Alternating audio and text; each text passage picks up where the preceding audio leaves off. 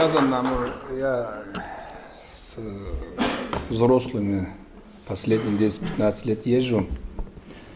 Знаете, такое отношение, особенно у мужчин. Есть у нас мужчин очень, можно пофамильнее сказать, про них биографию можно писать.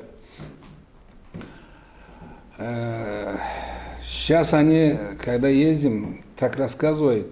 Если даже, говорит, она лежала в постели, говорит, лучше бы находилась дома про своих жен. Они лет 50-60 прожили. Вот так ценят они. Больная, тяжелая. Да, даже если, говорит, она лежала, больная, лучше бы лежала бы, мне бы намного легче было бы жить. Один наш брат, проезжая мимо кладбища, он, говорит, приходит, я, говорит, кричал, его имя сказал, говорит, ты что мне, говорит, почему? Вот так жили.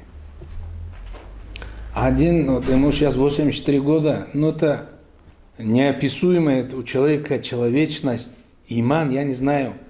У них в семье есть дочери, сыновья, все они там среднесостоятельные, но когда жена болела, он сам ухаживал в больнице, и не один раз. Мы восхищаемся этим человеком, он такой статный, он с нами ходит, он видный человек.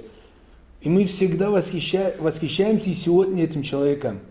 Ну, он так скромно, да, она массивная, дети не могут ее поднимать и так далее. У нее такие дети по 150 килограмм сыновья есть, но он сам ухаживал за ней. У моего народа есть такие люди сегодня. Алхамдулилля. Вот так они так жили. И сегодня я говорю, ты еще в здравии, может, Джейм, я, говорю, не смогу, я, говорю, не могу забыть, я никого не вижу вместо нее. Вот такое отношение. Да, у них в жизни было все то же самое, как у всех. И высылка была, и голод, и холод, и так далее. Есть очень много людей, которым можем гордиться. Почему он так поступил теперь? Вопрос.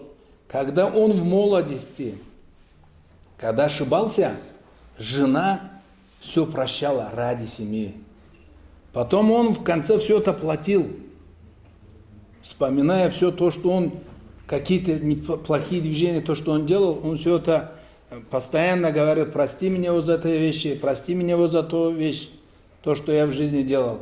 Но, к сожалению, не каждая женщина посмотрит, как эти мужчины со своими женами. Валлахи, я свидетель этому. Поэтому у нас говорят же, локоть не можешь кусать. С первого дня настройтесь жить хорошо. Вчерашний не вернешь. По-моему, один тут из этих старожилов, 34 года, как я живу. Поверьте, знаю. Ну...